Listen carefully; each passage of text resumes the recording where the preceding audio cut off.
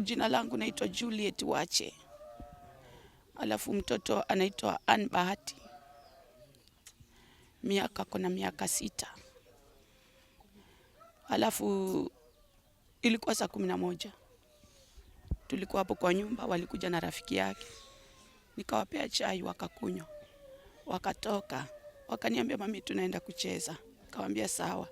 Wakatoka na mimi nilikuwa nimechoka sana, nikatulia kwa kiti nikapumzika. Wakati walitoka hawakurudi tena.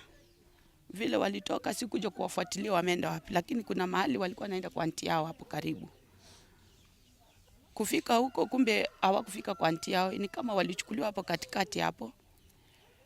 Alafu ikafika saa 12:30 watoto hao wakubwa walikuwa wameshapika. Nikawaambia sasa enda mlete mtoto kutoka kwa aunti yao tukule. Mmoja akaenda akapata mtoto hayuko. Akaenda tena mahali fulani kwao huyu mtoto mwingine akapata tena hawako huko. Tena wakatoka wakaenda kwingine, tulitembea sana. Tukatembea kila mahali.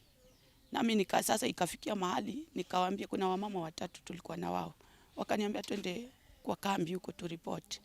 Na wengine wakatembea kwenda kutafuta. Sasa kuna mahali hapa kando hapa. Kuna mahali fulani kuna shimo.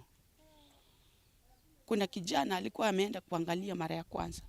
Akaenda tena mara ya pili, hakupata kitu. Akaenda mara ya 3, roho inamkata. Wakati tulitoka tukigawanyana, kila mtu wengine wakaenda kwenda mabol, wengine huko chini kwa miti. Huyo kijana tena akaona acha nirudi huko tena. Kurudi huko ndio akapata gunia zimerushwa huko. Mtoto mmoja ametolewa ndani ya gunia, mwingine alikuwa amebaki kwa gunia. Sasa hapo ndio huyo kijana akaanza kupiga nduru. Kupiga nduru ndio wengine wakakuja. Nasi wakatupigia simu tukiwa huko kwa kambi. Baba ya watoto akanipigia akaniambia rudi mtoto amepatikana ameweka ndani ya gunia. Ndio tukarudi hivyo. Tukafika hapa. Mtoto alikuwa PP2. Alikuwa anaelekea grade 1. Mtoto shuleni alikuwa anafanya vizuri sana. Hata madamu wake ni jana aliniambia kwa sababu alikuwa amefukuzwa school fees. Akaniambia wewe tafuta kidogo uje uongee na manager mtoto aingie shuleni. Mtoto yenyewe alikuwa na akili vizuri sana. Alikuwa na graduate hii mwaka.